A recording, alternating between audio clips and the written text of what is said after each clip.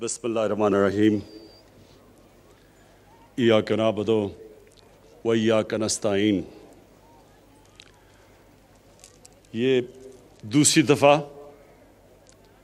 मैं गिलगित बल्तिस्तान उस मौके पे आया हूँ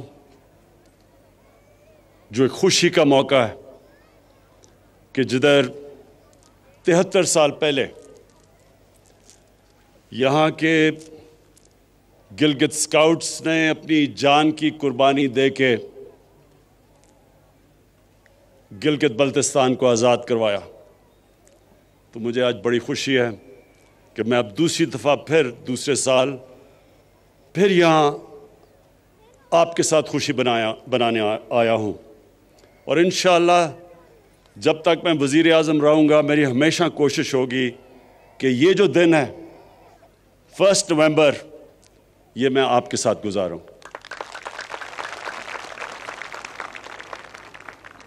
मैं गिलगित 15 साल की उम्र पे पहली दफ़ा आया। तब ये काराकोरम हाईवे बन रहा था। मैं अपने स्कूल की ट्रैकिंग टीम के साथ आया और वो जब 15 साल से मुझे ट्रैकिंग का शौक़ हुआ वो आज तक है। और वो इसलिए कि इस सारे इलाके में जो ट्रैकिंग है वो दुनिया में कहीं नहीं है। ये वो अल्लाह ने इस इलाके में वो खूबसूरती दी है और इस तरह के जो पहाड़ हैं और उन पहाड़ों के अंदर जो इलाके हैं वो कहीं दुनिया में नहीं है। तो मैं सिर्फ एक मेरा प्राइम मिनिस्टर बनने का एक नुकसान ये हुआ कि मैं अब ट्रैकिंग नहीं कर सकता, लेकिन जब भी मौका मिला तो इंशाअल्लाह यहाँ फिर से आऊँगा ट्रैकिंग करने के लिए। ख़वातीन व हज़रात, आज एक तो खराज तहसीन पेश करना था गिलगित स्काउट्स को और उन शोधा को जिन्होंने कुर्बानियाँ दे के इस इलाके को आज़ाद करवाया। दूसरा, मैंने आज गिलगित बल्तिस्तान के लोगों को दूसरी भी मुबारक देनी थी और वो ये कि जो हमने फैसला किया है कि गिलगित बल्तिस्तान को प्रोविंशियल स्टेटस देना है, जो इनकी डिमांड थी बड़ी देर की। और ये यूएन सिक्योरिटी काउंसिल्स की रेजोल्यूशन के बीच में रखते हुए हमने फैसला किया है। वो सिक्योरिटी काउंसिल की जो रेजोल्यूशंस हैं उसके बीच में हमने फैसला किया है। लेकिन मुझे पता है कि यहाँ के नौजवानों की बहुत देर की डिमांड थी, तो मैं आज उसकी भी मुबारक देता हूँ। अब जहाँ तक पैकेज की बात की और डेवलपमेंट की, वो मैं आज बात इसलिए नहीं कर सकता क्योंकि इलेक्शंस के दिन है। लेकिन मैं सिर्फ ये कहता हूँ कि हमारी गवर्नमेंट की पॉलिसी, ख़ास तौर पे हमारी गवर्नमेंट की पॉलिसी ये है कि अपने कमज़ोर तबके को उठाया जाए, जो हमारे गरीब हैं, जो पीछे रह गए हैं, जो 25% पाकिस्तानी गुर्बत की लकीर से नीचे हैं। सबसे बड़ी प्रायोरिटी है कि उनको हम कैसे ऊपर लेके आएं। और दूसरी, जो पाकिस्तान के इलाके पीछे रह गए, जिस तरह गिलगित बल्तिस्तान पीछे रह गया है, और उसकी बहुत बड़ी वजह यह थी कि यह कट ऑफ था। जब तक कि काराकोरम हाईवे नहीं बना, इधर शायद ही कोई आता था और डेवलपमेंट की चांस नहीं थी, तो इसलिए ये पीछे रह गया है। लेकिन हमारा कबायली इलाका भी पीछे रह गया है, बलूचिस्तान भी पीछे रह गया है, सारे जो मगरबी डिस्ट्रिक्ट्स हैं पंजाब के अंदरून सिंध वो पीछे रह गए हैं। तो हमारी पूरी कोशिश है कि सारे इलाके उनको उठाया जाए और जो फिर से मैंने कहा, जो हमारा कमज़ोर तबका, जो गरीब लोग, जो इस वक्त 2 वक्त की रोटी सही तरह नहीं खा सकते, उनको ऊपर उठाया जाए। तो इंशाअल्लाह आने वाले दिनों में आप देखते रहेंगे कि हम जिस तरफ जा रहे हैं, हमारी जो सारा डेवलपमेंट का प्रोग्राम है वो जाएगा ही उस तरफ, उन इलाकों में जो पीछे रह गए। मैं, क्योंकि आज मेरे फौजी भी सामने खड़े हैं, जवान सामने खड़े हैं, मैं सारी अपनी कौम को अहमियत बताना चाहता हूं कि कितना ज़रूरी है एक मजबूत फ़ौज की, एक मजबूत फ़ौज का होना पाकिस्तान के लिए।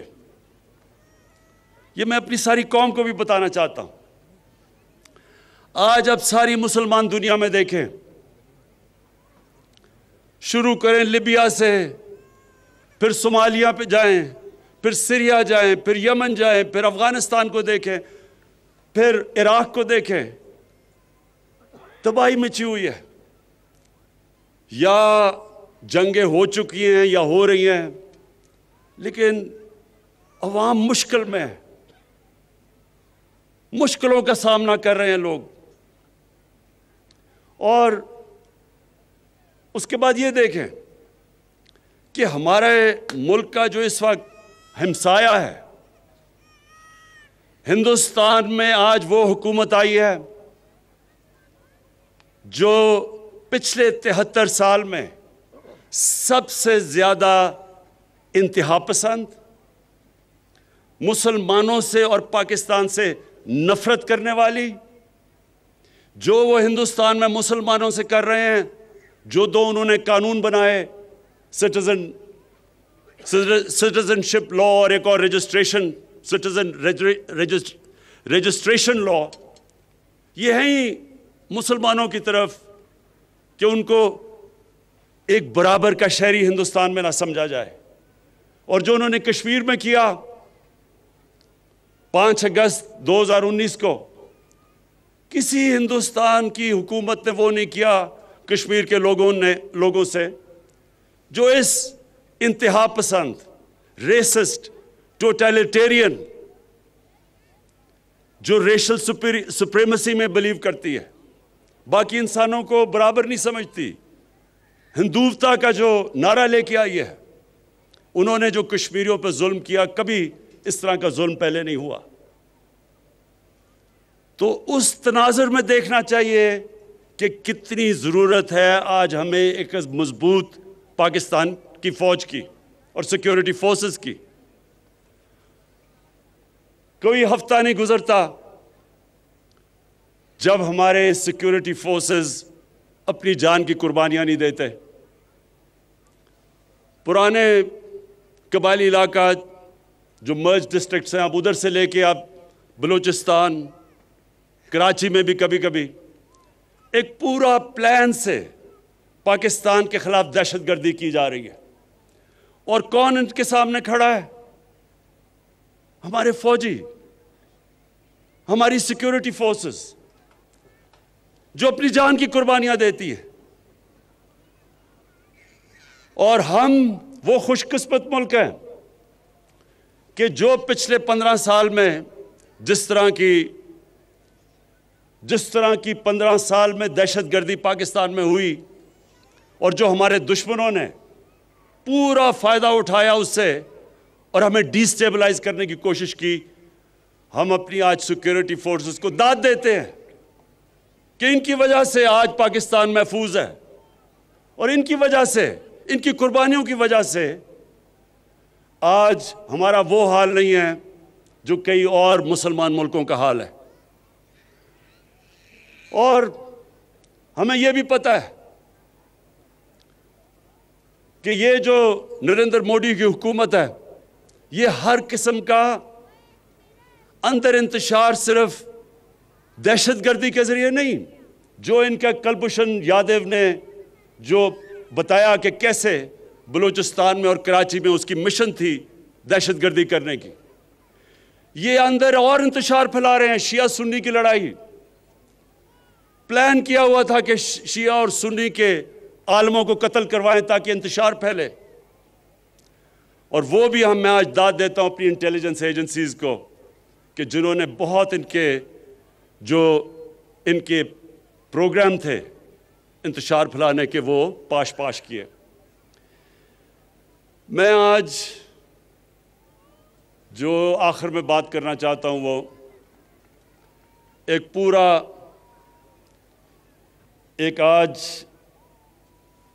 आजकल के दिनों में एक पूरा प्लान बना हुआ है। हमारे वो लोग जो कि अपने आप को डेमोक्रेट्स कहते हैं, सियासतदान कहते हैं, वो पूरी तरह आज हमारी पाकिस्तानी फ़ौज के ऊपर और पाकिस्तान की अदलिया के ऊपर उन्होंने पूरा डिस्क्रेडिट करने का उनको प्रोग्राम बनाया हुआ है। लेकिन ये क्यों है? ये आज सब मैं अपनी कौम को बताना चाहता हूँ ये क्यों हो रहा है। मेरा जो पहला, जब मैं वज़ीर आज़म बना तो जो मेरा पहला खिताब था, अगर आप वो देखें तो उसमें मैंने दो ख़ास तौर पे चीज़ें कही। मैंने ये कहा कि जिन लोगों ने 30 साल से इस मुल्क को लूटा है, साल से इस मुल्क का पैसा चोरी कर करके बाहर लेके गए हैं, ये सब इकट्ठे हो जाएंगे। ये इकट्ठे मेरे खिलाफ इसलिए होंगे कि इनको पता है कि मेरे तो 24 साल की कैंपेन ही ये थी कि इस मुल्क में करप्शन का सामना करें। जब तक करप्शन है मुल्क आगे नहीं बढ़ सकता। और मैंने कहा ये सब इकट्ठे होंगे। और मैंने दूसरी बात कही कि जिस चीज में पाकिस्तान का फायदा है उस चीज में इनका नुकसान है, और जिस चीज में इनका फायदा है वो पाकिस्तान को नुकसान है। ये चाहते हैं कि इनकी सारी करप्शन जो इन्होंने इस मुल्क का पैसा लूट के बाहर लेके गए हैं, ये चाहते हैं कि किसी ना किसी तरह मुझे ब्लैकमेल करें और मैं इनको एनआरओ दे दूं, यानी कि इनको माफ कर दूं जो इन्होंने इस मुल्क का पैसा चुराया। पाकिस्तान का फायदा एक चीज में है कि यहां कानून की बालादस्ती कायम हो, ताकतवर और कमजोर के लिए कानून बने। ये नहीं कि सिर्फ बेचारे वो लोग जो मजबूरी में चोरी करते हैं वो जेलों में जाएं और बड़े बड़े डाकू उनको एनआरओ मिल जाए और वो दंदराते फिरें और वो बार बार आके फिर मुल्क को लूटें। कानून की बालादस्ती का मतलब कि ताकतवर और कमजोर के लिए एक कानून। अगर ताकतवर चोरी करता है तो उसी तरह उसको उस तरह एहतसाब हो जो आम आदमी का होता है। तो ये मैंने कहा कि इनका जो इंटरेस्ट है वो पाकिस्तान के इंटरेस्ट के खिलाफ है, और ये आज साबित हो रहा है। सब इकट्ठे भी हो गए हैं और पूरी तरह ब्लैकमेल। पहले इन्होंने मुझे ब्लैकमेल करने की कोशिश की, माशियत पे, इलेक्शन जी गलत हो गया, हमने कहा खोल दो इलेक्शन, उधर से भी भाग गए। माशियत, अल्लाह का शुक्र है कि एक वो मुल्क के छोड़ के गए थे जिसका दिवालिया निकला हुआ था, अल्लाह का करम है कि वो भी सही तरफ लग गया है। उसके बाद कोरोना के ऊपर उन्होंने कोशिश की। आज दुनिया एक्नॉलेज करती है कि जिस तरह पाकिस्तान कोरोना से निकला है शायद ही कोई और मुल्क निकला हो। फिर फैटफ के ऊपर जो हिंदुस्तान पूरी कोशिश कर रहा था कि पाकिस्तान को फैटफ में ब्लैक लिस्ट करवाएं, उस पर ब्लैकमेल करने की कोशिश की, उसमें भी मैं ब्लैकमेल नहीं हुआ। तो अब इन्होंने पाकिस्तानी फौज की तरफ, पाकिस्तान के आर्मी चीफ, आईएसआई के चीफ के ऊपर अब इन्होंने बंदूकें तानी हुई हैं। पहले तो मैं आज अल्लाह का ख़ास शुक्र अदा करता हूं कि अगर ये आईएसआई के चीफ को और आर्मी चीफ के ख़िलाफ़ बात कर रहे हैं, इसका मतलब मैंने बिल्कुल ठीक इनको मुंतखब किया। ये मेरी सिलेक्शन बिल्कुल ठीक थी, क्योंकि अगर ये डाकू उनके ख़िलाफ़ बोल रहे हैं इसका मतलब वो ठीक लोग हैं। दूसरी, मैं आप सब के लिए, अपनी कौम के लिए एक चीज़ कहना चाहता हूं कि आप अगर इस्लाम की तारीख पढ़ें, बरे सगीर में मुसलमानों की तारीख पढ़ें, तो मुसलमान बहुत कम, जब मुकाबला होता था दुश्मन का और मुसलमानों का, डट के मुकाबला करता था मुसलमान। लेकिन नुकसान मुसलमानों को तब सबसे ज्यादा पहुंचाया मुसलमानों के मीर जाफर और मीर सादिक ने। ये वो गद्दार थे जो अंदर से साजिश करके मुसलमानों को, इन्होंने उन कौमों को गुलाम बना दिया सिर्फ जाती फायदों के लिए। कुरान शरीफ में मुनाफिक का दर्जा काफिर से नीचे रखा हुआ है, क्योंकि वो आपका बनने की कोशिश करता है, वो अंदर से जड़ें काट देता है। जंगे खंदक में जब नबी सल्लल्लाहु अलैहि वसल्लम मक्का के कुफार का मुकाबला कर रहे थे, तो उतना ही बड़ा जितना कुफार की फौज थी, अंदर मुनाफिकीन से खतरा था, और इसलिए अल्लाह ने कहा था कि इनका दर्जा काफिर से नीचे है, ये ज्यादा नुकसान पहुंचाते हैं। और आज हम पाकिस्तान के मीर जाफर, मीर सादिक और मीर रियाज सादिकों को देख रहे हैं। ये वो लोग हैं, ये वो लोग हैं जो आज नरेंद्र मोदी की जुबान बोल रहे हैं। दुनिया ने कहा कि जिस तरह पाकिस्तान ने पुलवामा के बाद अपने आप को कंडक्ट किया, मुझे सारे दुनिया के हेड्स ऑफ स्टेट के मुबारकी के मैसेजेस आए, और ये आज कह रहा है कि जनाब पाकिस्तान ने डर के किया, जो कि नरेंद्र मोदी ने सारी इलेक्शन कैंपेन की थी उस पर। और सारा मकसद, इनका मकसद है क्या? सारा मकसद एक है कि किसी ना किसी तरह इमरान खान ब्लैकमेल होके इनकी अरबों रुपए की लूटी हुई दौलत जो बाहर लेके गए हैं, वो किसी तरह उसके लिए एनआरओ दे दे, माफ कर दे। मैं आज अपनी सारी कौम को कहना चाहता हूं कि इमरान खान कभी इन डाकुओं को माफ नहीं करेगा, बल्कि जिस तरह इन्होंने हमारी अदलिया को अटैक किया, अदलिया के अंदर भी कोशिश कर रहे हैं कि एक जज को ऊपर चढ़ा दें। जब इनको माफ किया गया हुदैबा पेपर मिल में सुप्रीम कोर्ट ने, तो तब वो अदलिया ठीक थी, लेकिन जब इनके खिलाफ 5 मेंबर बेंच का फैसला आता है जो आज बाहर भागा हुआ है, उसके ऊपर मनी लॉन्ड्रिंग का फैसला आता है, तो तब अदलिया बुरी है।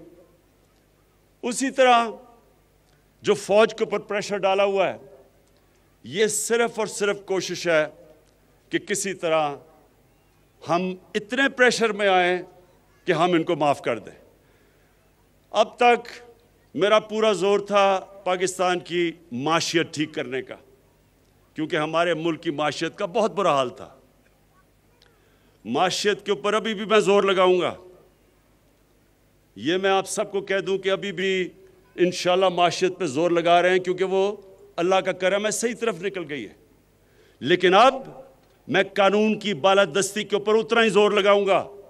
जो स्टेट के इदारे हैं, इनको अब मैं खुद देखूंगा कि इस मुल्क में कानून की बालादस्ती कायम करे, और ये जो ताकतवर, इस मुल्क के ताकतवर मुजरिम, ये जो इस मुल्क को ब्लैकमेल करने की कोशिश कर रहे हैं, इनको कानून के नीचे लेके आएं।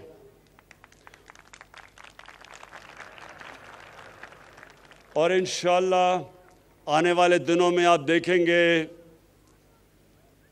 कि किसकी टांगे कांपती हैं और किसके माथे पे पसीना आता है। ये सारी कौम देखेगी। शुक्रिया।